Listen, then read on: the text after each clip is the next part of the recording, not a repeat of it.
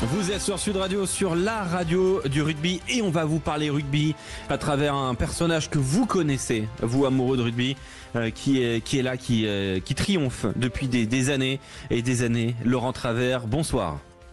Oui, bonsoir à tout le monde. Ça fait très plaisir de t'avoir, Laurent, sur Sud Radio. Très gentil. Ça fait vraiment très très plaisir. On est avec Philippe Spanghero, Quentin Cabanis, Quentin Fredon. On est avec les auditeurs au 0826 300 300.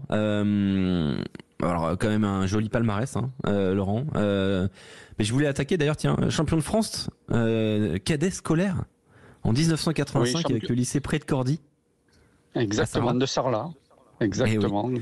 Parce que pour tout dire tout à l'heure, quand je t'ai présenté en tant que champion de France joueur, Philippe Spanghero, il m'a envoyé un message, il m'a dit « Ah bon ?» Je me dis oui, champion de France cadet scolaire, et il m'a répondu « Alors dans ce cas-là, je suis triple champion de France 2 fois en cadet avec le Stade et en moins de 19 ans à 7 avec Midi-Pyrénées. » Voilà, ça c'est Philippe Spanghero qui est là, qui c'est t'écoute. pas sympa. Non mais c'est important de parler de ça. J'ai dit, il a dit champion de France au lieu de dire champion d'Europe. Quand même à choisir. Attends, j'ai pas fini. Champion de France cadet scolaire, champion d'Europe 97 avec Brive, champion de Pro D2 en 2006 avec Montauban, champion de Top 14 en 2013 avec Castres, champion de Top 14 en 2016 avec le Racing 92. Ça pose un palmarès quand même, Laurent. Oui, mais bon, on le fait, quand on l'obtient, on l'obtient jamais seul. C'est-à-dire que c'est toute une équipe, que ça soit les staffs, que ça soit les joueurs, ainsi de suite. Et alors, quand on est joueur, c'est nous qui sommes acteurs, et quand on est entraîneur, on est dépendant justement des acteurs. Donc, je pense que le mérite revient surtout à ceux qui sont sur le terrain. Laurent Travers, alors je me permets, on se tutoie parce que c'est vrai que moi ça me fait toujours bizarre de vous voyer des gens que je tutoie en dehors de la radio. Exactement. Mais Laurent, pour les auditeurs, comment on te présente aujourd'hui là le 2 mai 2025 ? Est-ce que on peut considérer que tu es toujours président du directeur du Racing 92 ? Quelle est la dénomination, la fonction que tu occupes aujourd'hui ? Actuellement, c'est très clair. Non, j'ai relâché le mandat de président puisque quelqu'un m'a remplacé. C'est Arnaud Tourtoulot qui a pris les fonctions au sein du Racing 92 Rugby et donc à partir de là, je suis toujours au sein du club, mais j'ai pris du recul justement par rapport à ce qui doit être de ma fonction qui était de président. Laurent Travers, c'est vrai que c'est une page quand même qui va se tourner, quitter le Racing 92, la saison prochaine à Bayonne, mais c'est vrai qu'en premier lieu, j'imagine qu'il y a un livre, il y a une fin de livre qui va s'écrire devant toi, avec notamment une demi-finale de Challenge Cup dimanche. C'est le livre aussi que tu vois s'écrire ? Oui, c'est un beau livre, c'est un voyage de 12 ans. Ce voyage a été fabuleux. Donc, ce voyage de 12 ans, comme vous l'avez dit, avec un titre de champion de France, 3 finales de Coupe d'Europe, et malheureusement, on n'a pas pu avoir l'honneur et on aurait aimé que ça soit l'ensemble des joueurs et du staff broder cette étoile sur le maillot du Racing. Donc, c'est quelque chose qui fera défaut, mais c'est vrai que de pouvoir vivre une aventure comme on a pu, et j'ai pu la vivre pendant 12 ans, alors là je fais le jeu parce qu'on parle de moi, mais ce qu'il y a de sûr, c'est que c'est un beau voyage. Ce voyage, je tiens vraiment à le souligner, et bien sûr qu'après, un nouveau voyage arrive derrière, et j'espère qu'il sera aussi beau. On va revenir évidemment sur ta carrière, mais d'abord évoquer un petit peu quelques petits sujets d'actualité, d'actualité plus ou moins actuelle d'ailleurs. Mais bon, dimanche il y a ce match de Challenge Cup. Comment tu le perçois toi, ce Lyon Racing 92 en demi-finale ? Alors, ce qui est sûr, c'est qu'il y aura au moins un club français en finale de Challenge, comme il y aura au moins un club français en finale de Champions Cup. Donc là-dessus, c'est très très bien pour le niveau du top 14, puisqu'on se retrouve avec 4 clubs du top 14 dans les demi-finales, ce qui n'est pas un hasard. Ça veut bien dire que ce top 14 est vraiment relevé. Ensuite, oui, on espère qu'une chose, c'est que les Racingmen fassent ce qu'il faut pour pouvoir justement obtenir une finale supplémentaire, et même si c'est la finale du Challenge Cup, c'est de pouvoir justement écrire le nom du Racing 92 justement sur cette Coupe d'Europe. Quel regard tu portes, Laurent Travers, sur les dernières semaines du Racing 92 et cette flamme qui a l'air de revenir ? Oui, on le voit et je pense que tous les connaisseurs s'en rendent compte. On sent qu'il y a une équipe, il y a l'âme, il y a un état d'esprit, on sent un groupe qui a envie de réussir. Quand on voit les dernières performances, alors bien sûr que le match de Perpignan top 14 donne un peu de déception, mais même parce qu'il y avait l'opportunité de même le gagner à 5 points, parce que sur la dernière action, si vous marquez, vous gagnez le match à 5 points et vous mettez dans une situation plus que favorable pour justement intégrer le top 6 du top 14. Mais après, quand on voit les dernières prestations, je pense que c'est vraiment très positif. On sent une équipe qui a envie d'en découdre. On sent un groupe qui a envie de fonctionner ensemble avec l'âme, un état d'esprit très positif. Et en plus, sur les dernières prestations, le rugby qui commence à être beaucoup mieux. Donc bravo à l'ensemble, comme je le dis souvent, des acteurs, mais aussi bravo à l'ensemble du staff sous la houlette de Patrice Colazo. Alors justement, tu évoques Laurent Travers, un groupe qui travaille bien ensemble, un rugby qui se retrouve. Ça fait forcément écho à la dernière année et demie sous Stuart Lancaster où il y avait des soucis. Qu'est-ce qui n'a pas fonctionné, qu'est-ce qui n'a pas marché entre le Racing 92, l'effectif, et Stuart Lancaster, le coach anglais? Alors, ce qu'il y a de sûr, c'est que quand on regarde les débuts, le début a été très vraiment prometteur, puisque le club du Racing a quasiment le titre de champion d'automne. Après, c'est vrai que ce qui est important, c'est sur l'ensemble de la saison, et petit à petit, on sent que ça s'est effiloché, que le club, enfin les joueurs répondaient un peu moins bien, que les résultats étaient moins présents. Donc on s'aperçoit encore que le top 14 est quelque chose qui demande énormément d'énergie, que ce soit pour les joueurs, mais aussi pour les staffs, et que il faut bien le connaître, il faut bien l'appréhender, et je pense que sur ce plan-là, tout n'avait pas été mesuré. Après, vous savez, on sait aussi que ça va très vite. Vous gagnez 3 matchs, vous vous retrouvez sur le haut du classement. Vous en perdez 3, et bien vous êtes sur le bas du classement. Et ce qui est important, c'est justement de mobiliser tout le monde lorsque vous êtes un peu en difficulté, et sur ce plan-là, c'est peut-être moins le cas lorsqu'on est dans un championnat anglais où vous avez quasiment pas de descente, vous êtes dans un championnat étranger où les matchs sont pas tous les jours ou tous les week-ends rudes comme ça peut l'être sur le top 14. Donc avec énormément d'intensité, énormément de préparation en amont, et sur ce plan-là, il est très important de bien le connaître, et on s'aperçoit que oui, encore une fois, les entraîneurs, lorsqu'ils viennent dans le championnat français, ont l'impression que ça va être facile et normal, et on voit que pour beaucoup d'entraîneurs étrangers, il est très difficile de s'adapter au top 14. Et d'ailleurs, toi, Laurent, tu es passé de manager à président du directoire au même moment, et on a senti que le Racing 92 n'a pas voulu tout de suite mettre fin à l'histoire Stuart Lancaster, a donné du temps à Stuart Lancaster pour essayer de recouvrer un petit peu, que ce soit d'arranger les choses, que l'effectif réadhère à son projet. Et finalement, ça n'a pas fonctionné. Mais vous, et quand je dis vous, c'est la direction du Racing 92, vous n'avez pas tout de suite coupé cette histoire avec Stuart Lancaster, là où d'autres clubs l'auraient peut-être fait, parce que vous savez ce que c'est d'être au bord du terrain et de coacher une équipe, et de la difficulté que c'est d'avoir l'adhésion totale d'un groupe tout le temps. Oui, bien sûr. Et puis, vous savez, on est capable de se rappeler d'où l'on vient. Et j'étais quand même, il n'y a pas très longtemps, sur les bords des terrains, de connaître la pression.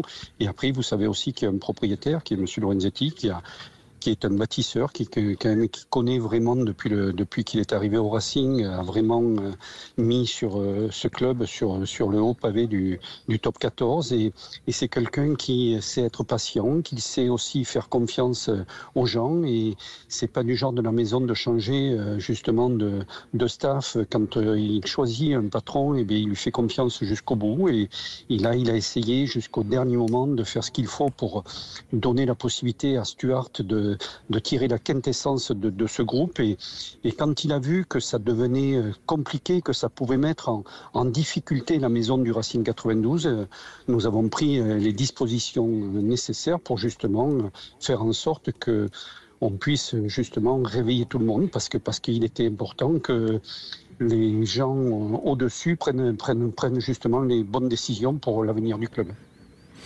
Et Et donc pour toi Laurent, quitter le bord du terrain, devenir président, ne plus mettre de chaussures de sport ni de crampons, ne plus avoir la pelouse du Plessis-Robinson sous les pieds tout le temps. Est-ce que ça t'a manqué? Est-ce que ça a été dur? Alors, non?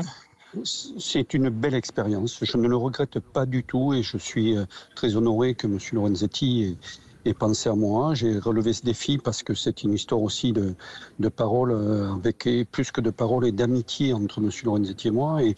Et donc sur ce plan-là, c'est une expérience qui a mérité et je suis très content de l'avoir faite. Mais je l'ai dit, j'avais fait un petit peu un parallèle pour donner une image. Quand quelqu'un fume pendant 21 ans, puisque ça a été le cas, j'ai coaché pendant 21 ans. Quand vous avez fumé pendant 21 ans et qu'on demande à quelqu'un d'arrêter de fumer, eh bien, il y a une volonté, c'était un désir, vous avez envie de le faire et vous apercevez que par moment, c'est difficile parce que l'envie de fumer vous reprend. C'est exactement ce qui s'est produit, c'est-à-dire que le bord de terrain, l'odeur du vestiaire, l'adrénaline, la stratégie, le côté management d'un staff, le management du côté sportif, le côté action qu'il peut y avoir sur la gestion d'un club, sur le côté avec le centre de formation, les jeunes, etc. Me démanger. Et il était important que je puisse aussi prendre du plaisir et c'est très important parce que quand on y prend du plaisir, on devient beaucoup plus convaincant et beaucoup plus entraînant. Et donc sur ce plan-là, ça a été ce choix qui a pris le dessus. Est-ce que ce choix, toi, Philippe Spanghero, tu t'y attendais, ce choix-là de la part du Racing 92 et de Laurent Travers, Philippe? Oui, enfin, c'était la suite logique que Laurent prenne de la hauteur par rapport à sa relation avec Jackie Lorenzetti, la confiance que Jackie Lorenzetti avait en Laurent. Mais voilà, je connais assez bien Laurent pour savoir se lui démanger. Je pense que maintenant on peut le dire parce qu'il y a prescription. Mais déjà au moment où il est passé avant d'être président, manager général, ou je ne sais plus quel était son statut exactement. Je lui ai envoyé un texto après un match en disant écoute, je t'ai vu au bord du terrain, il faut monter d'un étage parce que il faut que tu arrives à couper le cordon. Et le week-end d'après, je le vois en tribune en costard. Je lui envoie un texto, je lui dis ah bravo, c'est chouette, ça y est, t'as coupé le cordon. Et le week-end d'après, il était revenu sur le terrain. Je lui ai renvoyé un message, je lui ai dit bon, on peut rien faire pour toi. Donc voilà, c'est l'anecdote pour dire que voilà, je sais que Laurent est un passionné du terrain et que c'est plus fort que lui et que quelque part il fallait qu'il vive l'expérience de l'étape du dessus pour se rendre compte si ça lui manquait ou pas. Parce que tant que t'as pas vécu la situation, c'est difficile à dire et je pense que le terrain lui manquait. Après voilà, moi c'est vrai que je profitais qu'il soit là pour dire que c'est quand même une longue aventure commune qu'on a ensemble puisqu'on s'est connus avec les Babas en 2011 et puis ensuite le courant est tellement bien passé avec lui et Laurent Labitte qu'ils m'ont demandé de les accompagner à Castres où il y avait une petite structure autour du sportif et du club et donc j'ai vécu la belle aventure avec le titre de 2013 voilà, mais bon, j'ai surtout vu, alors d'abord quand même parce que on peut pas complètement dissocier la première partie de carrière de Laurent travers de celle de Laurent Labitte et après leurs routes sont séparées, mais je crois que dans l'histoire du rugby français, il n'y a pas d'entraîneur comme Laurent qui a été champion en Pro D2 puis ensuite qui a été champion de Top 14 avec 2 clubs différents, mais c'est surtout le nombre de joueurs qui seront allés chercher tôt et qu'ils auront fait grandir jusqu'à l'équipe de France. Quand j'y repensais, là, quand je vous ai écouté parler, de Ibrahim Diarra à Anthony Claassen, à Marc Andreu, à Rémi Thalès, enfin voilà, tous ces joueurs qu'ils auront amenés jusqu'au top de leur potentiel. Et ça, c'est quand même assez exceptionnel quand même. C'est quand, j'imagine, Laurent, quand tu te retournes un peu sur le chemin parcouru. Oui, ce qui est important, c'est des fois, quand on ne sait pas trop justement où on va, il est important de se retourner pour savoir d'où l'on vient, de ce que l'on a pu faire. Mais le passé, voilà, c'est très très bien et on en est tous fiers et je suis fier aussi de l'ensemble des joueurs. Mais ce qui est important aussi, c'est de regarder ce qui arrive devant et le passé très bien, le présent important et le futur aussi. Mais le présent devient essentiel pour continuer à faire les choses dans le bon ordre. Alors en travers, je voulais revenir sur le titre en 2016. C'est une finale unique, le Camp Nou, Maxime Machenaud qui prend un carton rouge, Roanimov qui devient demi-de-mêlée, il y a le Grand Toulon en face, c'est un scénario de dingue. C'est un titre que moi j'estime somptueux. Laurent Travers, quel regard vous avez sur cette soirée extraordinaire en 2016 ? Alors, pour parler de 2016, il est important aussi de tenir compte de ce qui s'est passé avant, comme l'a dit Philippe, ce titre de Pro D2 avec Montauban, alors que quasiment à 4 journées de la fin, on était déjà le titre en main. Donc ça a permis aussi d'acquérir une certaine expérience, mais aussi une certaine confiance sur le travail effectué avec l'ensemble des joueurs.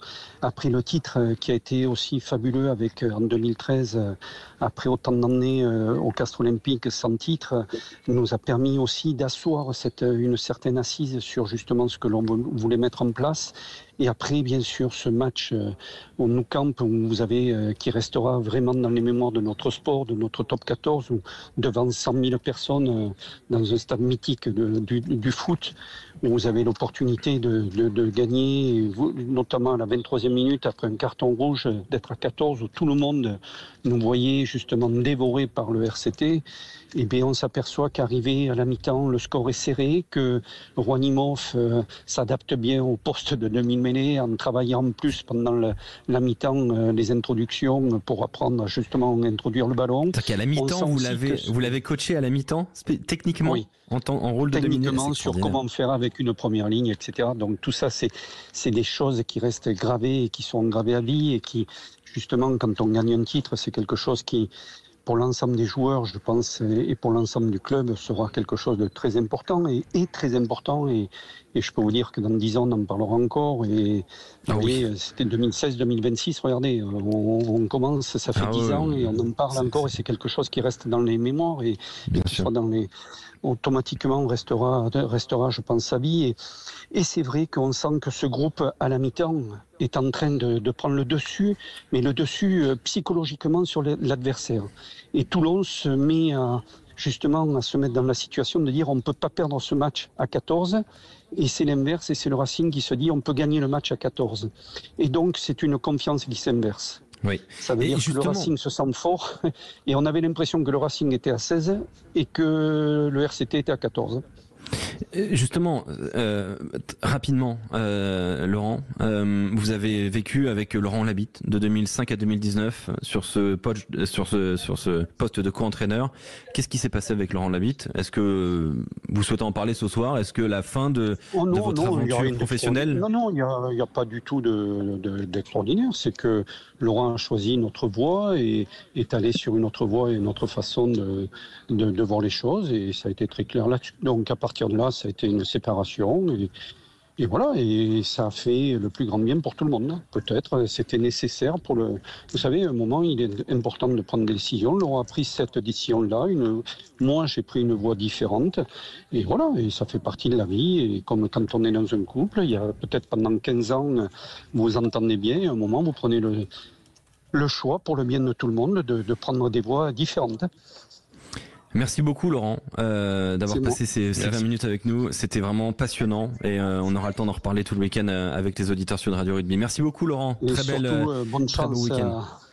Et voilà, et que le top 14 continue à être sur le haut du pavé du rugby européen surtout. Merci beaucoup Laurent. Merci Philippe d'avoir été avec nous. On se retrouve dans un instant.